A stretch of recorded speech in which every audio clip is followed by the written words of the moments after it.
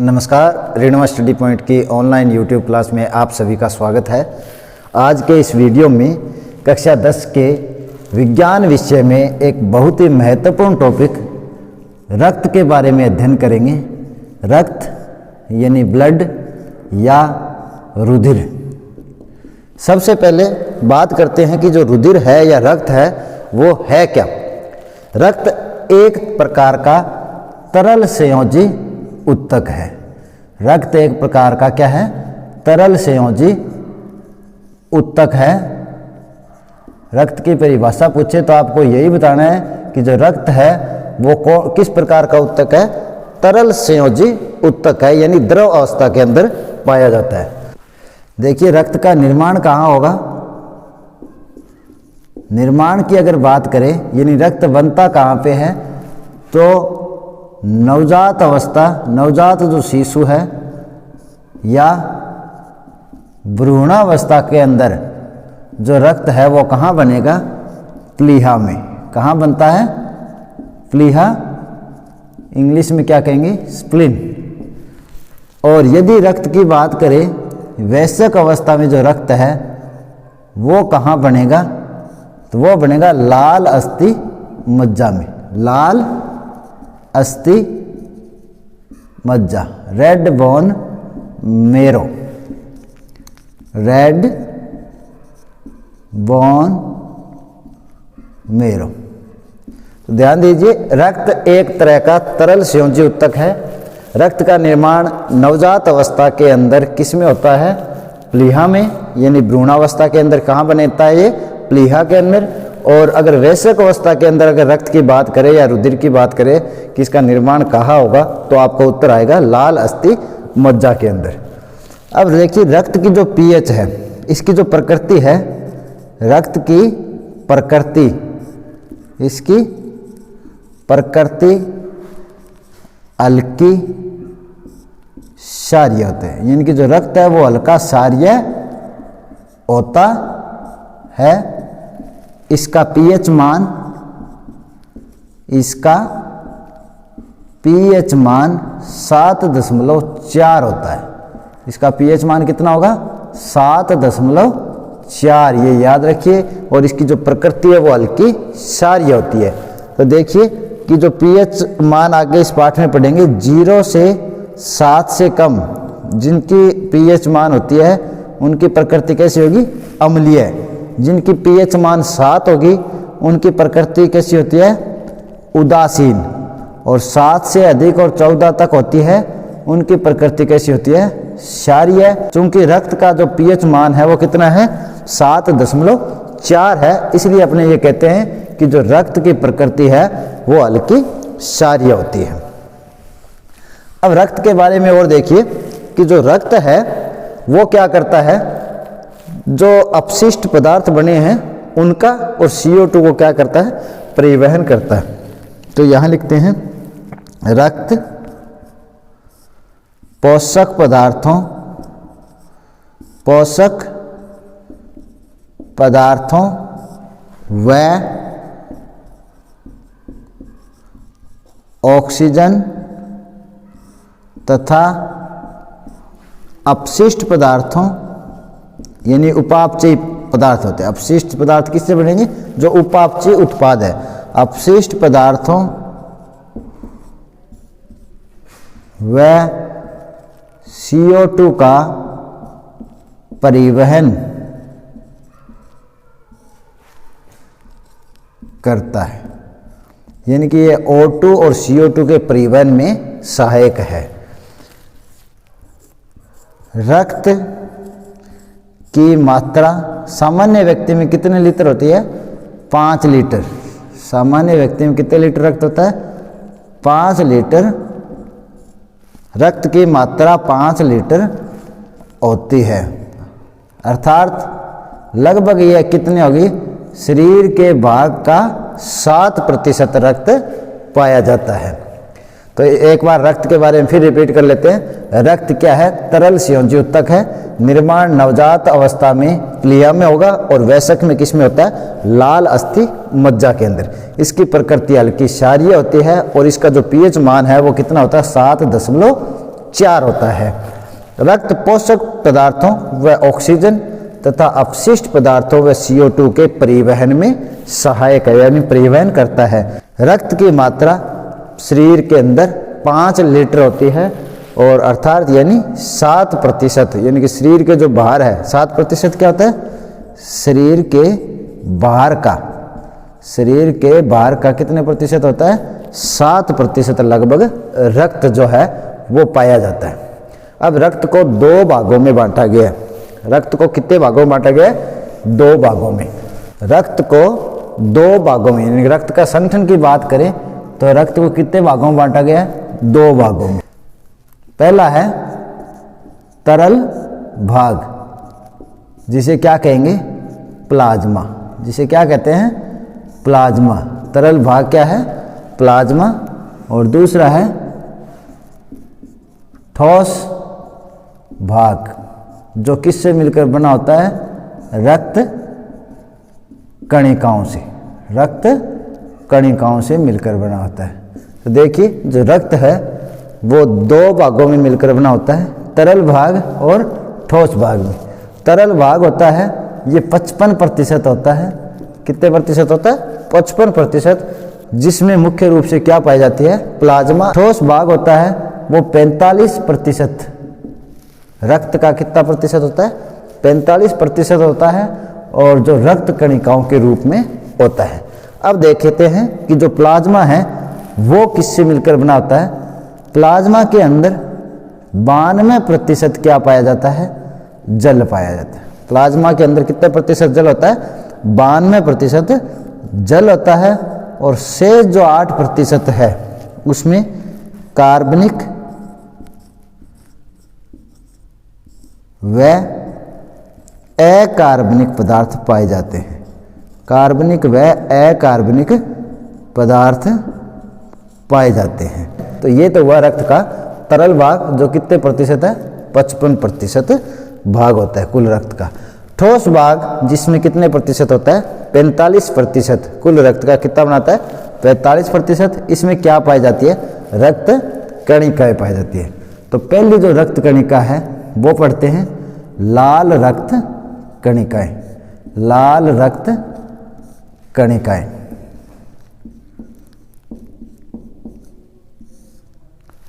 या इसे क्या बोलते हैं, रेड ब्लड कार्पुस्कल्स या RBC। दूसरी तरह की कणिकाएं होती है श्वेत रक्त कणिकाएं। श्वेत रक्त कणिकाएं, इसे क्या लिखेंगे, WBC। और तीसरी तरह की होती है बिंबाणु। बिंबाणु, या इसे क्या कहते हैं, प्लेटलेट्स। बिंबाणु या प्लेटलेट्स।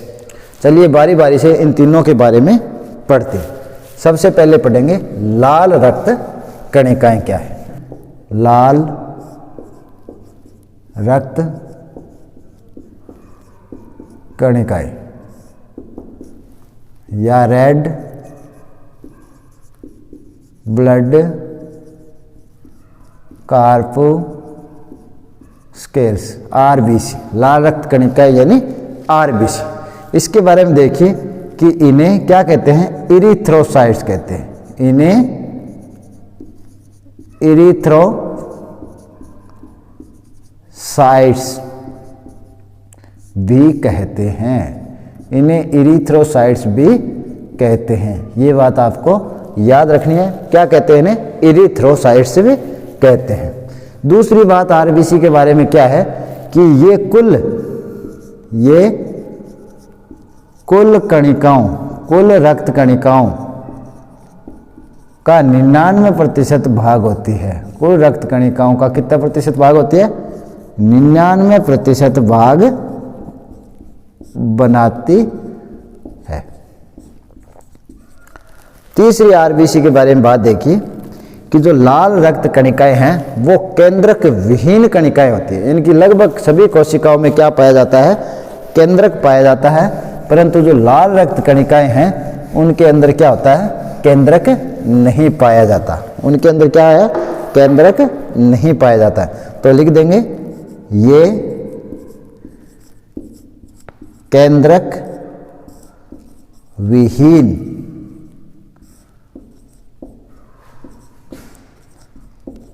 कोशिका होती है। लाल रक्त कणिकाएं क्या होती है? केंद्रक विहीन कोशिका होती है, यानी कि इनके अंदर केंद्रक नहीं पाया जाता। और क्या है, इनका जो जीवन काल है, लाल रक्त कणिकाओं का जीवन काल कितने दिन होता है? 120 दिन। इनका जीवन काल 120 दिन होता है। लाल रक्त कणिकाओं का जीवन काल क्या होगा? 120 दिन होता है। और इनके बारे में महत्वपूर्ण बात क्या है कि जो लाल रक्त कणिकाएं हैं, इनमें क्या एक विशेष प्रकार की प्रोटीन पाई जाती है, और उस प्रोटीन का नाम क्या है? हीमोग्लोबिन। तो इनमें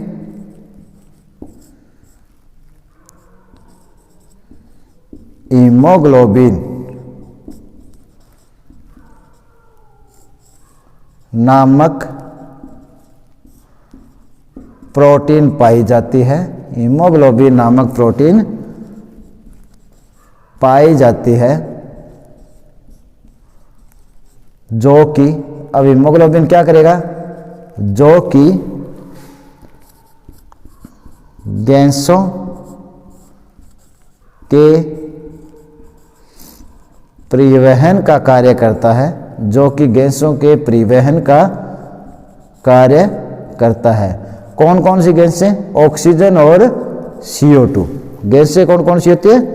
ऑक्सीजन और CO2 गैसों के परिवहन का कार्य करता है, तथा इसी के कारण, यानी कि हीमोग्लोबिन के कारण, इसी के कारण रुधिर का रंग लाल होता है। इसी के कारण रुधिर का रंग क्या होता है? लाल होता है। अगर आपसे पूछे कि जो रक्त है या रुधिर है उसका रंग लाल क्यों होता है, तो उसका आंसर क्या आएगा? हीमोग्लोबिन के कारण रुधिर का रंग कैसा होता है? लाल होता है। उसके अलावा देखिए, जो RBC है, यानी कि लाल रक्त कणिकाएं हैं, जो RBC है, लाल रक्त कणिकाएं हैं, इसकी सतह पर क्या पाए जाते हैं? प्रतिजन पाए जाते हैं, A और B। तो यहां लिखिए, RBC की सतह पर प्रतिजन A व B पाए जाते हैं।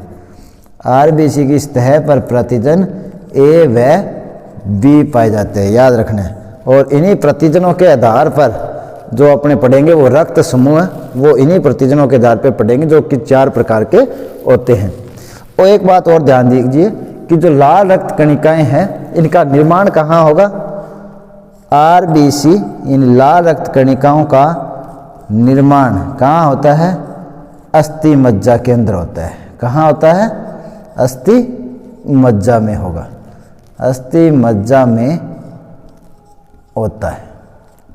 RBC का निर्माण कहाँ होता है? अस्थि मज्जा के अंदर होता है। देख लीजिए एक बार, लाल रक्त कणिकाओं को क्या कहते हैं? इरिथ्रोसाइट्स कहते हैं। कुल रक्त कणिकाओं का कितना % भाग बनाती है? 99% भाग बनाती हैं। ये केंद्रक विहीन कोशिका होती है, संरचना होती है, यानी कि इनके अंदर केंद्रक नहीं पाया जाता। इनका जीवन काल की बात करें तो कितने दिन होता है? 120 दिन होता है। और इनमें एक प्रोटीन पाई जाती है जिसका नाम है हीमोग्लोबिन। हीमोग्लोबिन क्या करता है? ऑक्सीजन को ऊतकों तक लेके जाता है, और ऊतकों से जो CO2 बनती है उनको बाहर निकालने का काम करता है। यानी कि ऑक्सीजन और CO2 को गैसों के परिवहन का काम करता है, तथा इसी के कारण, यानी हीमोग्लोबिन के कारण ही रक्त का रंग कैसा होता है? लाल होता है। लाल रक्त कणिकाओं की सतह पर एक प्रतिजन भी पाए जाते हैं, A और B पाए जाते हैं। RBC का निर्माण कहाँ होता है? अस्थि मज्जा के अंदर होता है। तो इस तरह से ये लाल रक्त कणिकाएं आपको ध्यान में रखना है। अब करते हैं श्वेत रक्त कणिकाएं। दूसरा क्या है? श्वेत रक्त कणिकाएं, या क्या बोलेंगे इसे? WBC, white blood corpuscles. इनका एक मुख्य काम आपको याद रखना है कि ये शरीर की प्रतिरक्षा प्रणाली को ध्यान में रखती है। ये प्रतिरक्षा शरीर को क्या प्रदान करती है? प्रतिरक्षा प्रदान करती है। तो सबसे पहले बात करेंगे इन्हें क्या कहते हैं। इसका दूसरा नाम भी है, इन्हें श्वेत रक्त कणिकाओं को ल्यूकोसाइट, इन्हें ल्यूकोसाइट भी कहते हैं। आरबीसी को क्या कहा था? इरिथ्रोसाइट, और इन्हें क्या कहते हैं? ल्यूकोसाइट कहते हैं। इनका जो निर्माण है वो कहाँ होता है? लाल अस्थि मज्जा के अंदर। लाल अस्थि मज्जा के अंदर इनका क्या होता है? निर्माण होता है। तीसरी बात, जो WBC है ये कैसी होती है? केंद्रक युक्त रचना है। केंद्रक युक्त, यानी कि इनके अंदर क्या पाई जाती है? केंद्रक पाए जाते हैं। एक केंद्रक भी है, दो भी और पांच केंद्रक भी होते हैं। तो इनके अंदर क्या पाया जाता है? केंद्रक युक्त संरचना है। और अपने WBC के बारे में क्या पढ़ेंगे कि जो श्वेत रक्त कणिकाएं हैं ये क्या करती है? ये शरीर को प्रतिरक्षा प्रदान करती है। प्रतिरक्षा प्रदान करती है, जिससे कि अपने शरीर की रोगों से रक्षा होती है, उसी को क्या कहते हैं? प्रतिरक्षा करती है। और WBC के बारे में देखिए कि जो श्वेत रक्त कणिकाएं हैं इनको सैनिक कणिकाएं भी इन्हीं के कारण कहते हैं, क्योंकि ये क्या करती है? रोगों से सुरक्षा करती है। तो देखिए, रिपीट कर लीजिए कि इन्हें क्या कहते हैं? ल्यूकोसाइट कहते हैं। इनका निर्माण लाल अस्थि मज्जा में होता है, केंद्रक युक्त संरचना है, और ये शरीर को क्या करते हैं? प्रतिरक्षा प्रदान करती है। तो एक बात विशेष ध्यान रखना है कि जो जैसे WRBC के अंदर हीमोग्लोबिन नामक प्रोटीन पाई जाती है, वैसे श्वेत रक्त कणिका में हीमोग्लोबिन प्रोटीन नहीं पाई जाती। तो अतः ये क्या होती है? ये रंगहीन होते हैं। ये रंगहीन होते हैं, यानी रंगीन नहीं है, रंगहीन, बिना रंग के होते हैं, क्योंकि हीमोग्लोबिन इसके अंदर नहीं पाया जाता है, इसलिए इसका रंग लाल नहीं होता है। इसके अलावा देखिए कि जो श्वेत रक्त कणिकाएं हैं वो दो प्रकार की होती है। ये कितने प्रकार की होती है? दो प्रकार की होती है। कौन कौन से है दोनों प्रकार? देखिए, पहला प्रकार है कणिकाणु, कणिकाणु या ग्रेन्युलोसाइट, कणिकाणु या ग्रेन्युलोसाइट। जो कणिकाणु है इसके अंदर जो कोशिकाएं हैं इनमें जो कण के रूप में संरचनाएं पाई जाती है। ये तीन तरह की होती है, बेसोफिल्स, इयोसिनोफिल्स और न्यूट्रोफिल्स। तीन प्रकार कौन से हैं? बेसोफिल, याद रखिए, रिपीट कर लीजिए, बेसोफिल्स। दूसरा है इयोसिनोफिल्स, इयोसिनोफिल्स और न्यूट्रोफिल्स।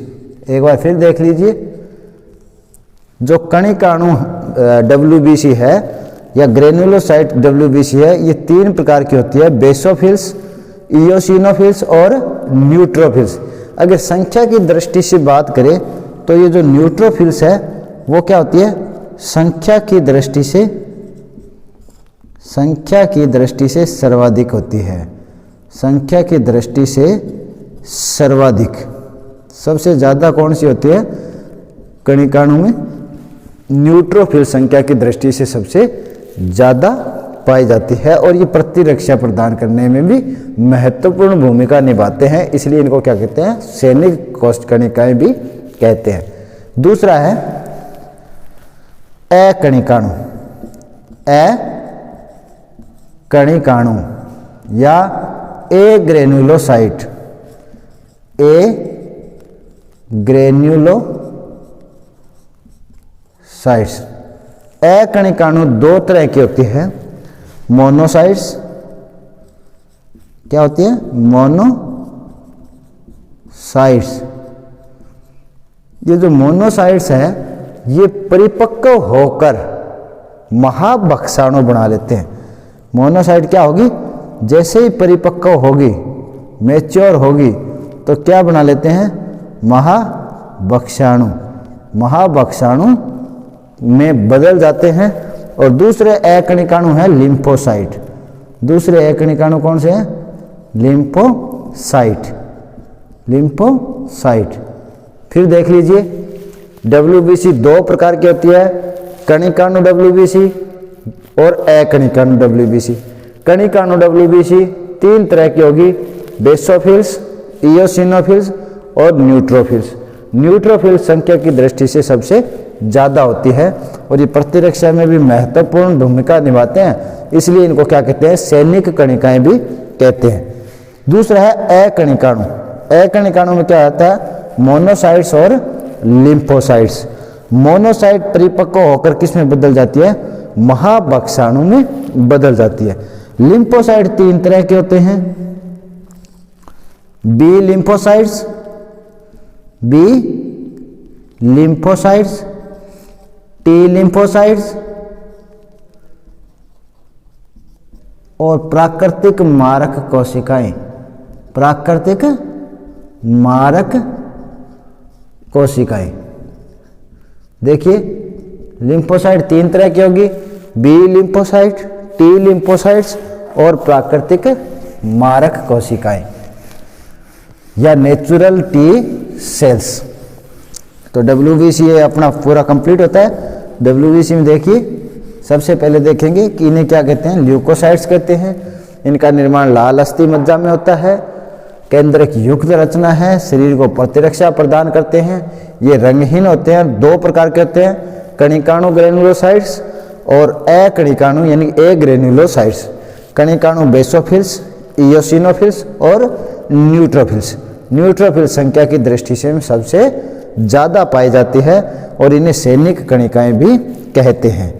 अकणिकाणु में क्या आता है, मोनोसाइट्स और लिम्फोसाइट। मोनोसाइट परिपक्व होकर भक्षकाणु में बदल जाते हैं और जो लिम्फोसाइट है वो तीन तरह के होते हैं, beta lymphocyte, B lymphocyte, T lymphocyte और प्राकृतिक मारक कोशिकाएं या नेचुरल टी सेल्स कहते हैं। अब आता है तीसरा, ठोस भाग जो रक्त का बनाते हैं उन्हें क्या कहते हैं, बिंबाणु या प्लेटलेट्स। बिंबाणु या प्लेटलेट्स, बिंबाणु या प्लेटलेट्स। सबसे पहले बात करेंगे जो बिंबाणु या प्लेटलेट्स है इन्हें क्या कहते हैं, थ्रोम्बोसाइट्स। इन्हें क्या कहते हैं, थ्रोम्बोसाइट्स कहते हैं।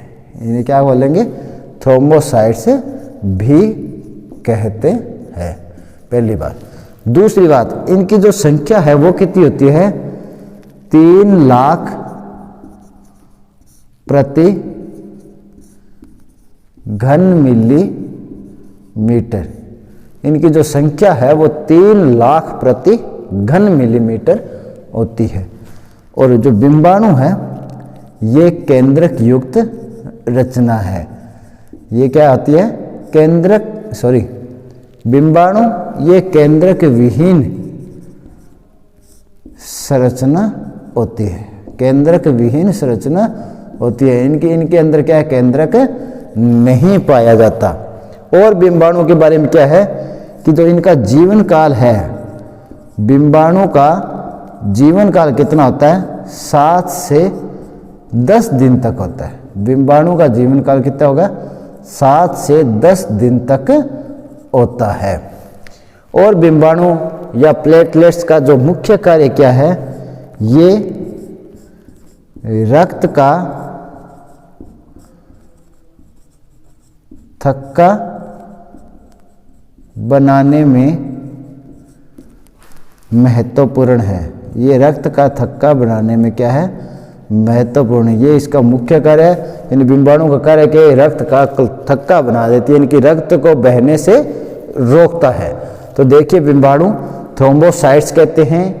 इनकी जो संख्या की बात करें तो वो कितनी होती है, 3 लाख प्रति घन ये केंद्रक विहीन संरचना होती है, जीवन काल 7 से 10 दिन होता है और ये क्या करते हैं, रक्त का थक्का बनाने में सहायक है। ये थे रक्त के भाग। अब देखिए रक्त के कार्य, क्या देख लेते हैं, रक्त के कार्य। पहला कार्य ये देख लो कि रक्त क्या करता है, पोषक पदार्थों और अपशिष्ट पदार्थों का परिवहन करता है। पहला कार्य यही है कि ये शरीर में पोषक तत्वों व ऑक्सीजन तथा अपशिष्ट उत्पादों व CO2 का परिवहन करता है। पहला कार्य इसका यही है, परिवहन करता है। दूसरा रक्त का कार्य क्या है, यह है शरीर के pH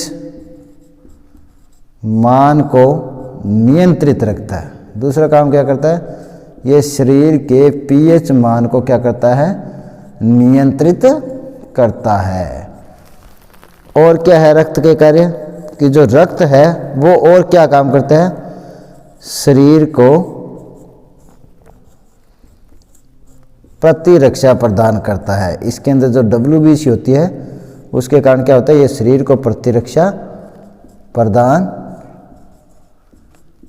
करता है।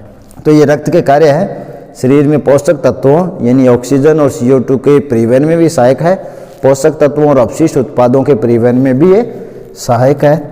यह शरीर के pH मान को कंट्रोल करता है और शरीर को प्रतिरक्षा प्रदान करता है। शरीर का तापमान, चौथा ये लिख सकते हो, शरीर के तापमान को नियंत्रित करता है। शरीर के तापमान को नियंत्रित करता है। तो इस तरह से जो रक्त है, आपके कक्षा 10 के सिलेबस के अनुसार रक्त के बारे में जितनी महत्वपूर्ण बातें थी वो आज के इस वीडियो में अपने पढ़ चुके हैं। उम्मीद करता हूं कि आज का ये जो वीडियो है आप सभी को अच्छी तरह से समझ आया होगा। आज के लिए इतना ही, धन्यवाद।